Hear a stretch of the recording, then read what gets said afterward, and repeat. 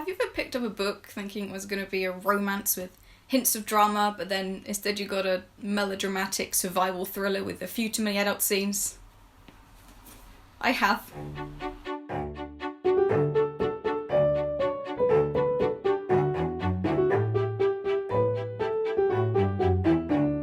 So, Power Games by Victoria Fox. As I said, it's a survival thriller. It's about 7 celebrities. Not sure I'd call them celebrities, but who end up on a jungle island and have to not die before they get rescued, assuming someone comes to rescue them. So the 7 famous people, the blurb describes them as the 7 deadly sinners, which I thought was cool until I realised they don't really align with the 7 deadly sins at all. So that was disappointing. Among the celebrities, there's an heiress to a family company. There's a paparazzi woman. There's an appraiser of like jewellery and art.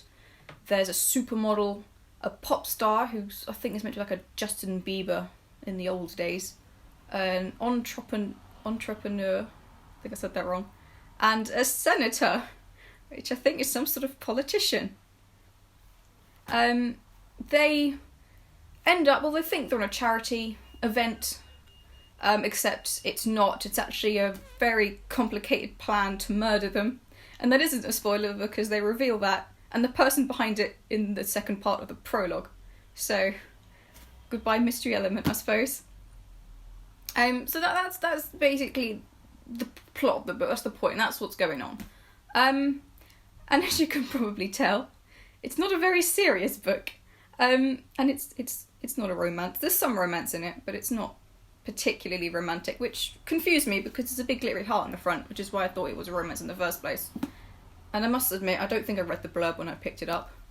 I think it was in a charity shop, like 10 books for £1. I just picked up some random titles to make up the 10 books. So considering this is not my usual sort of book, I don't like adult books, even though I'm an adult. They don't do it for me. So it's kind of awkward having to sit here and talk about it. I'd say I hope my mum isn't watching, but my mum isn't watching, that's fine. Right, so what was okay? What was alright? It was entertaining, which is the point of the book. It's meant to be an entertaining book. And it is. It is fun. Silly, but fun. It was also quite well paced for the most part. It didn't really slow down too much. And considering how many characters it has to follow, it did a very good job of juggling all those characters and giving page time to those with more interesting plots. And yeah. It also attempted some depth and theme at times. I wouldn't say it succeeded, but it tried, so it deserves a good effort for that. I'll be honest, that's about it for what I thought was well done in the book. Unfortunately, the building blocks for actually writing a book were lazy at best. So the characters, first of all, are all stereotypes. The model character is vain. The pop star is spoiled. The businessman is shrewd and not very nice. I can't think what I'm saying. The senator thinks he was abducted by aliens, that sort of stuff. Which is fine if you're trying to make a commentary about that, but it's not. It just seems a way of having the characters without having to rethink about what the characters are like, because they are just a stereotype of their celebratory profession. They also don't really have arcs or developments. Some of them try to, but they're not done particularly well. So the kind of ones that do change for the better, the change comes very suddenly without any real work. And they don't really seem to have any moments of recognising bad behaviours within themselves. They just suddenly are less bad, which is annoying because that's one of the things you want to see in a book like this. You want to see these people who are not nice at the beginning and see them change into better people, but they just sort of don't. They either stay the same or that they just sort of change suddenly when the plot demands it. And that's also a problem because it's hard to care about these characters. In a book that is about survival, who will die, who will live, you should care about the characters because you should be worried about your favourite ones and whether or not they're going to die. And as it is, by the time they got to the island, I only really liked 4 of them. And even then, it wasn't because I liked them as characters, I just felt a bit sorry for them. Because I'm a very empathetic person and I feel bad for people quite a lot. Even fictional characters in books. I'd say the book's unbelievable, but I mean, that comes with the territory, so I can't really fault it too much for that. The prose was, for the most part, it was just sort of bland, which is fine, but it was very tedious in places, especially the prologue. The prologue is written like a secondary school creative writing exercise where you're told what semantic fields are. So you start writing with all these similes and metaphors. For instance, for this it's danger, so the trees are like spears and stuff. And it just feels a little bit juvenile and overdramatic and doesn't make the jungle particularly threatening. It just sort of sounds like a 15-year-old trying to pass a creative writing assignment. It's also a bit redundant in places. There's lots of little exchanges between characters which are completely pointless because she said the same thing in the narration. So a lot of it could have been cut out. The adult scenes, I don't think they were very good. I don't really read them ever, so I'm not the person to talk about them really. They're not. If you like them, cool, but they're not my cup of tea. I don't enjoy them. I feel quite intrusive reading them, so I avoid them when I can. But compared to the few I've read in like Birdsong by Sebastian Faulks has some adult scenes in it, and they're fine because the scenes never forget who the characters are and what the point of the scenes are, and do use themes and sort of semantic fields quite effectively. In this, the book seemed to forget the characters were still the characters in these scenes, and then they all became, I guess, just sort of literary porn, not to move the plot, not to give character, not to establish relationship, just to sort of titillate the reader. Which is fine, I guess, in some books. Sometimes that is a purpose of them. That's fine. It just disappoints me because I only really enjoy them if I think they're either done particularly well and beautifully written, or if they have some purpose, and they just didn't really in this. My favourite ones are ones where they just sort of don't write about it and just imply it happened, and that's fine.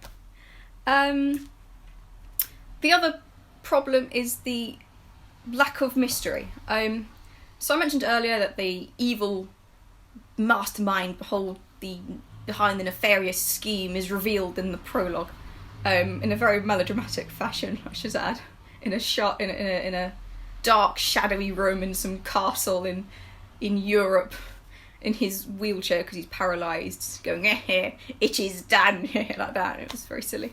But it's disappointing because then that could have been a mystery that the reader was trying to work out along with the characters as they realise that maybe the plane had been tampered with and they've got a connection to this person. They're trying to work out why he's trying to murder them and all that stuff. And that was sort of taken away. There is a moment when the characters do come together and realise they do have a connection with another character, but like at that point we already know, so it was just a bit like the characters were a bit slow in the uptake. I think that's about all I can say without going into spoiler territory, so here are some spoilers. So, the plot. The 7 celebrities are as follows. There's Angela Silvers, who is the youngest child and only daughter of a businessman called Donald Silvers, who owns the Silvers family business, I guess. She has her own fashion label, like she's sort of built a life for herself and is the most business-minded of the children, but he tells her that he's going to leave the business to her 2 older brothers when he dies, because sexism. Except not sexism, because then he says he's going to give the business just to her, but she has to marry Dino Zanetti, who's another businessman's son, so that the companies can merge. So actually it's sexism. Except they've got some stupid contracts on, wherein if she doesn't marry him, both businesses go to him, leaving the Silvers with nothing, which seems to me a very bad contract. But I think I saw a film once where a similar contract was in place, so maybe it is normal. What was that in? Santa Girl. Santa Girl. Oh, I forgot about that. Yeah, okay, so apparently it's a plot device thing. I don't know. It sounded stupid to me, but what do I know about business? She's angsty about this because she's in love with someone else. Her childhood friend, Noah Lawson, who's now a famous actor, because no one in this book is allowed to be a normal person. They've all got to be famous. Okay. So that's what's going on with her. There is Eve Harley, who's the paparazzi woman. She's got a lot of enemies because she writes stories about people. I think she tends to only write the truth, but a harsh truth. So no one likes her, but she doesn't seem to be lying like some people, so I don't know. She's having a ongoing tryst with Angela's older brother Orlando. She gets pregnant from him, and then there's this whole discussion about whether or not she should abort it, and he offers to pay for it, and she's like, okay, but then she doesn't want to do it, and they both love each other, but neither are going to say so because they're both idiots, and communication is for the end of the book, not the beginning. Celeste, someone or other, is the appraiser of jewellery and art. She's also a kleptomaniac.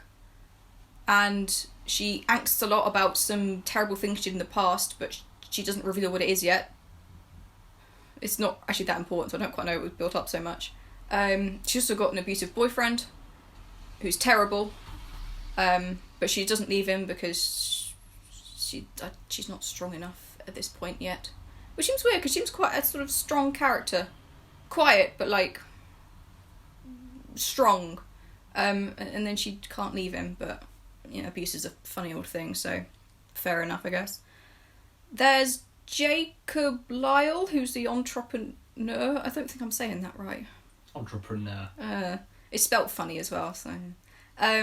Who's business person. He's got a business partner, and they have a falling out because he wants to do a deal with the Russians, but the business partner doesn't, because the Russians are going to use their technology to spy on all the people in the world. Yep, not heard that one before. He also has this rather horrible habit of having relations with women.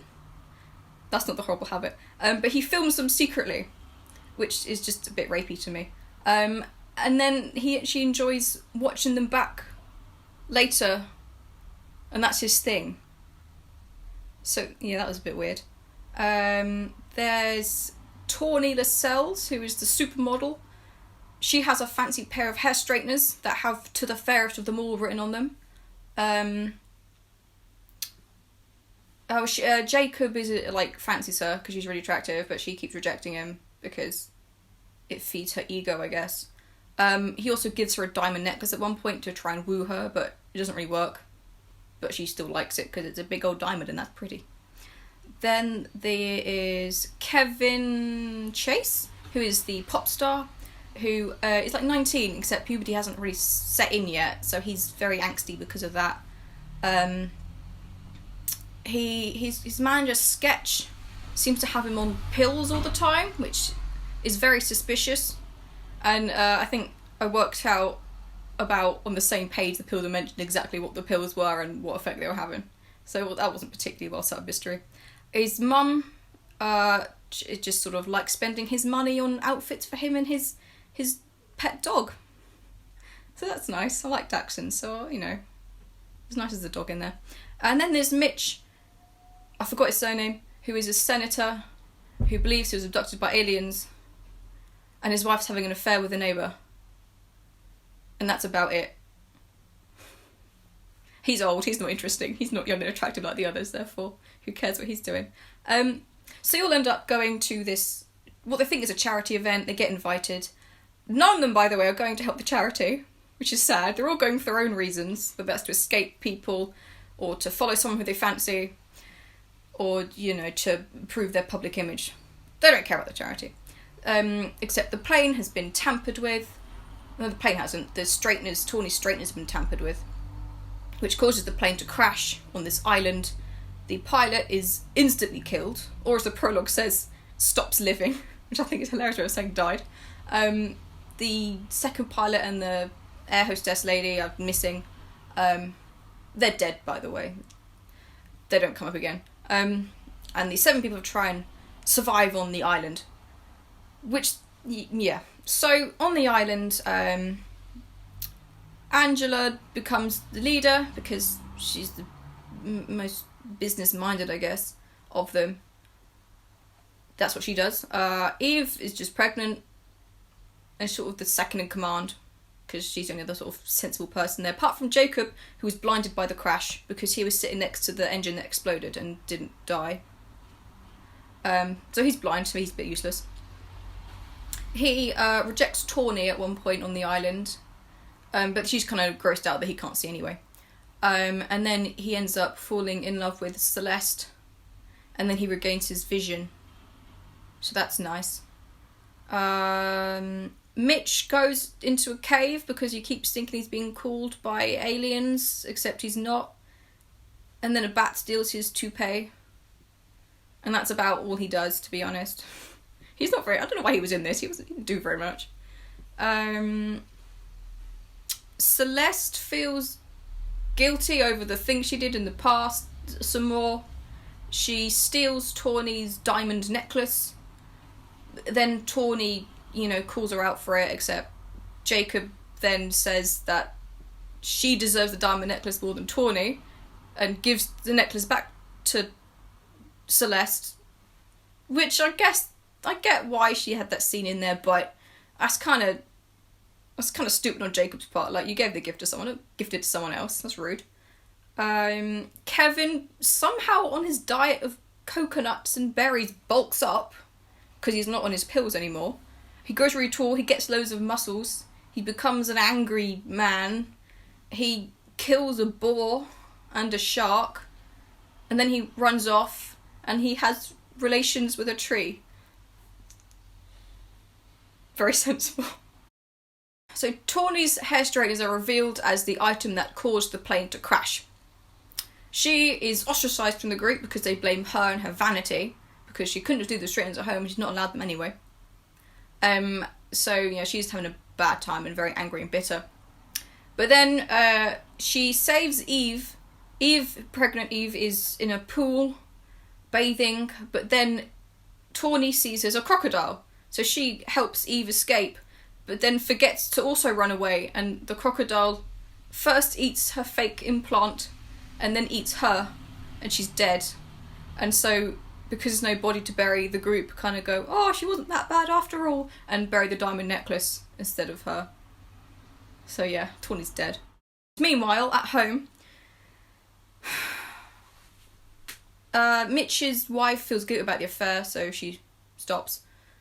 Kevin's mum is depressed because her son's missing, but then she ends up becoming quite famous in her own right because she goes on talk shows and she plays herself in a biopic of Kevin's life, and then she starts releasing her own her son's songs and then her own songs and becomes a celebrity, so she's actually okay. And the Dachshund's fine, so that's good. The evil Dino Zanetti. Oh, I forgot to mention, after Donald Silver's, Angela's dad, played his part, he promptly went and died because he'd fulfilled his part of the plot.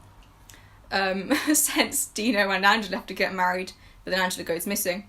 Dino's upset because he didn't get to sleep with her, because he's a terrible person. That's his main character.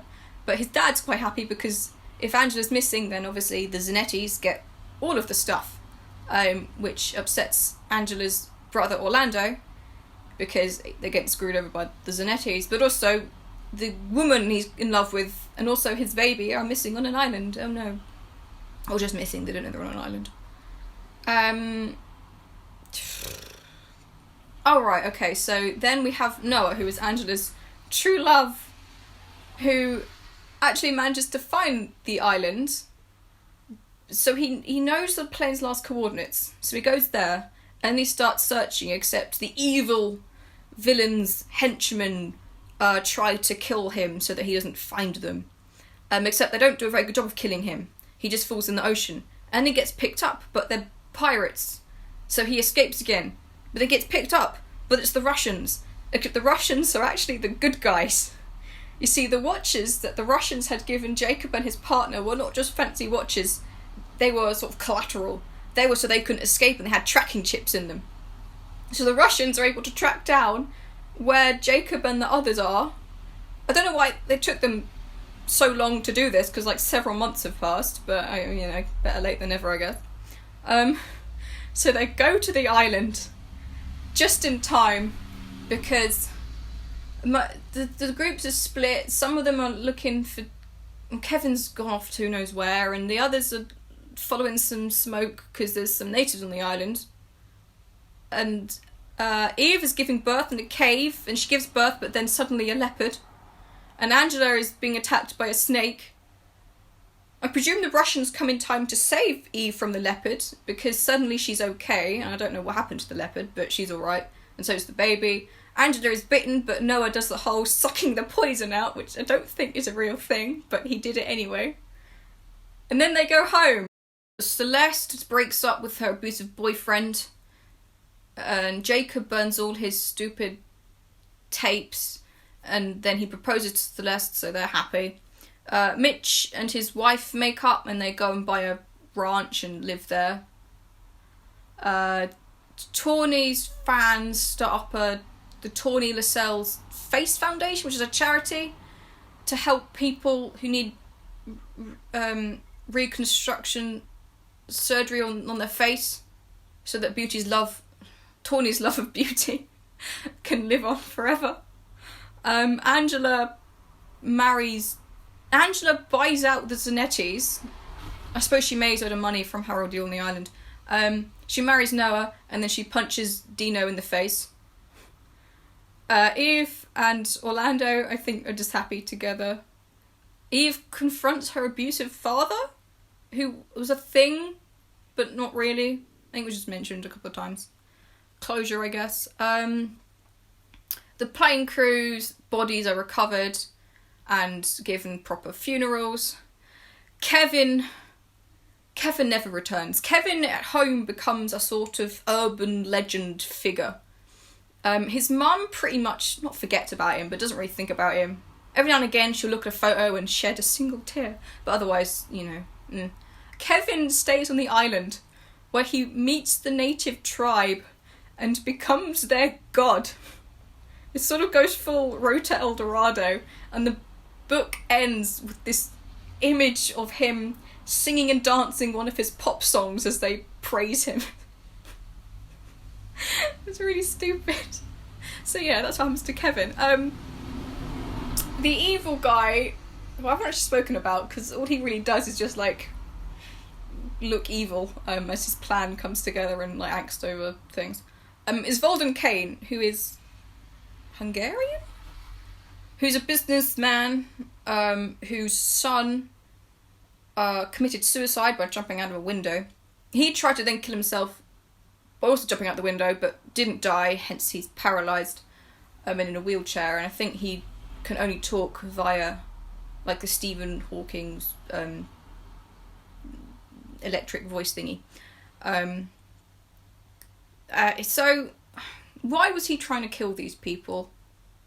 He was trying to kill them because he found a box where his son Grigori had blamed them for his life sucking, which is why he killed himself. Why he picked these 7 people out specifically, I assume, is because they're all famous, but I'm not sure I'd call half of them that famous. So let me get my list of what evils they had done. So Tawny had worked as a prostitute previously, and when Grigori had gone to her brothel, she was weirded out by him and kind of kicked him out and was calling him names and stuff. which is a bit mean, but he seemed to... She said he was a freak, but not in a good way, and didn't seem to know how the female body worked. He sort of reminded me of an incel a little bit, to be honest. Just a bit, like, creepy and weird. So that's why he hates Tawny. Celeste called a painting of his mum ugly. She also, like, stole a ruby bracelet from Stately Cane Manor, except I don't think he knew about that. She just mentioned it at one point. He also calls her a murderer, because she was drunk driving and there was an accident and her friend died, and she blamed herself for that, but I don't know how Gregory Kane would know about that, so I don't know.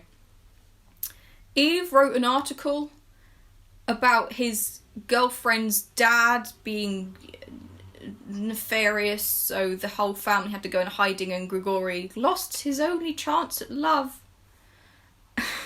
Angela didn't play with him at her 10th birthday party. Mitch, who ran a workshop, teased him during some, like, exercises, and then when he was, like, screaming about being a failure, Mitch told him to get over it and stop being a baby, which isn't nice, but, like, I don't know.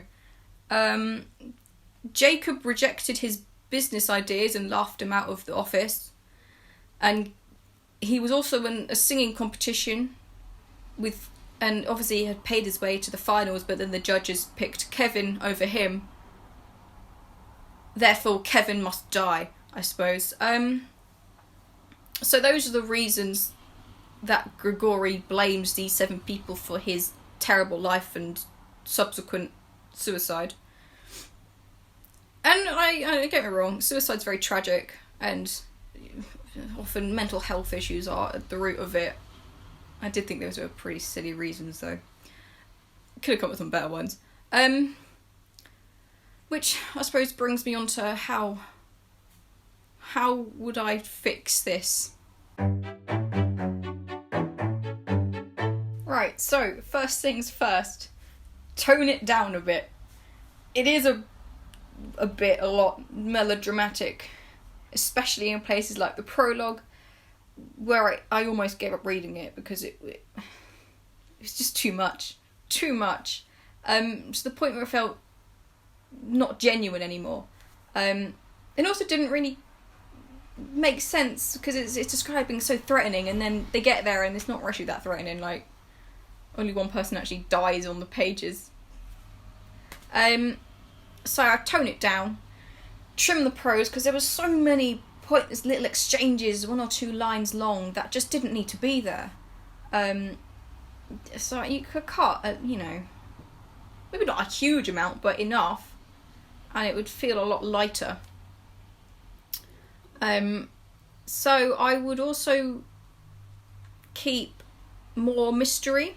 So the guy behind everything, Volden Kane, I would not have revealed that, or at least not who he... Well, no, I wouldn't have revealed it at all, actually. I would have made it look like a real plane crash, and then had the characters discover that it's actually a plot, that it was made, it was an attempt at murdering them. Because A, that would be more tension, and B, it'd be something for the reader to be kind of trying to work out, because if you don't really care about which characters die or not, at least you've got a mystery to try and solve. And also maybe pepper in more of the Gregory stuff, just sort of in the background, because although for Tawny and I think one of the other characters, they do mention him a bit as something that they remember from their past, just because, like, Tawny's dead and so can't really tell what happened with him when she met him. But it would have been something for the reader to kind of go, oh, I recognise that character. This other character had a running with him. I wonder if that's important. Because Gregory is sort of made obvious that it's him by the way he talks, because there's this really bad stutter. And just sort of being tall and lanky and having dark hair and stuff.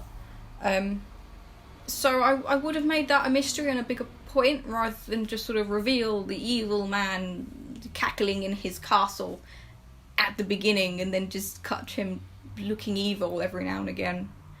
I also would have just changed the reasons for Gregory blaming them. And I don't want to say that these are all stupid reasons to be driven to suicide or whatever, because, you know, there's a lot of mental health issues, and clearly this kid needed help. But when you read about a 10-year-old girl didn't play with him at her birthday party, that's just such a silly thing.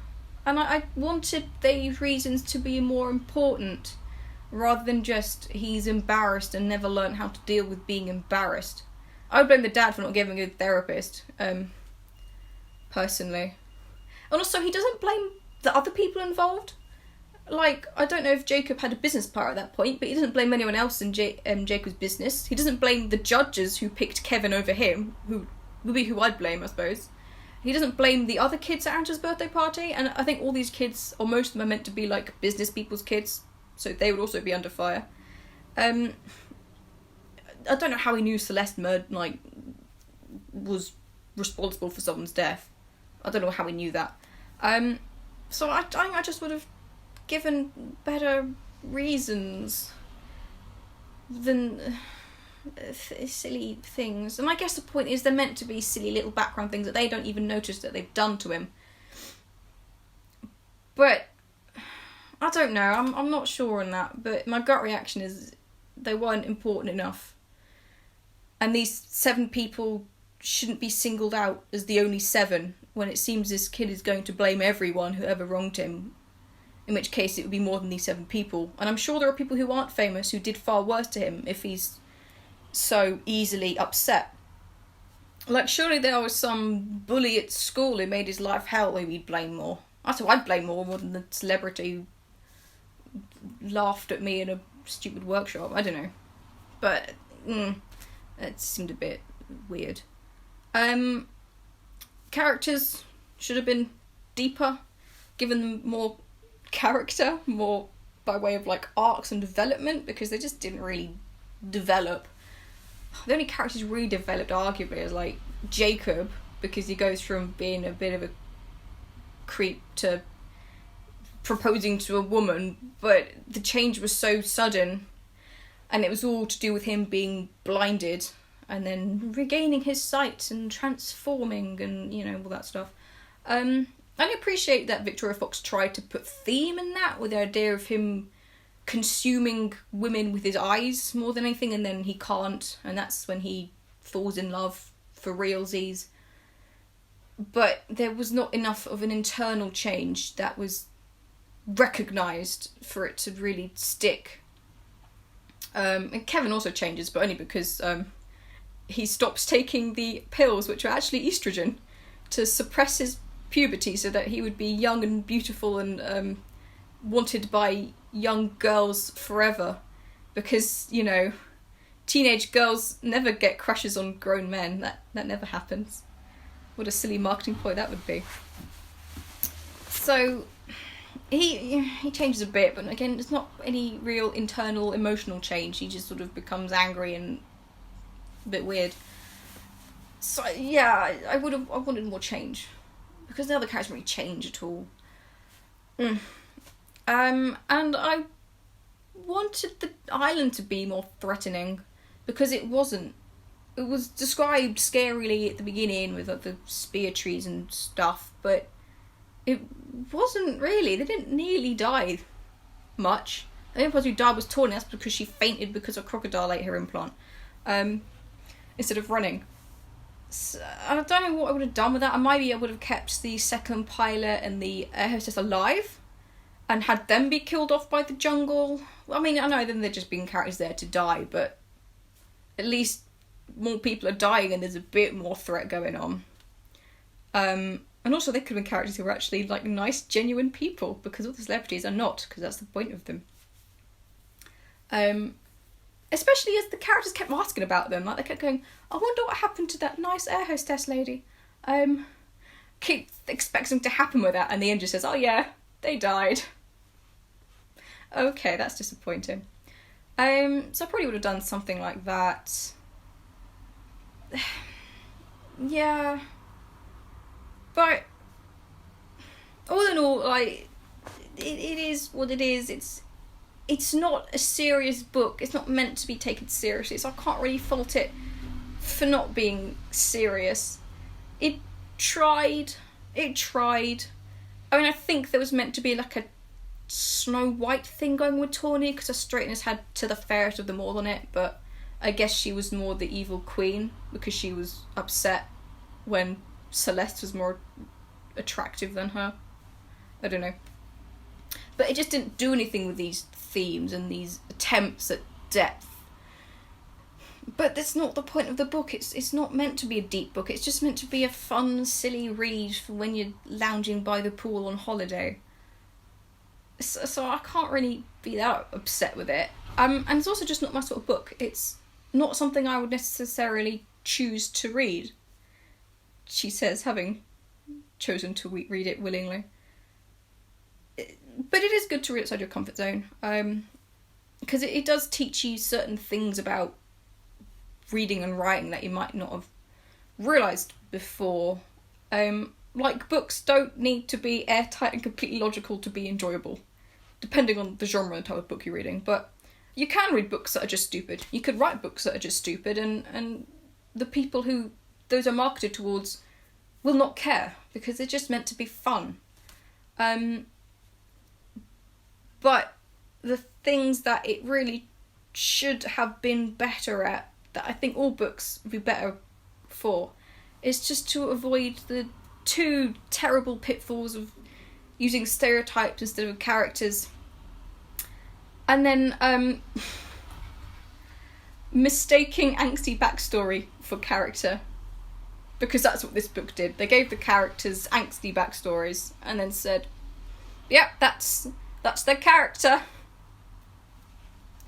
I don't know what else to say. So those are my thoughts on Power Games. It's fine if you want something silly, but there's not much substance there, really. So if you want a realistic book about survival in the terrifying jungle of doom, read something else. I don't know what else does that, though. I can't think of anything. I'm sure it exists. Go read that instead. Read Tarzan. He lives in the jungle. That's all, folks.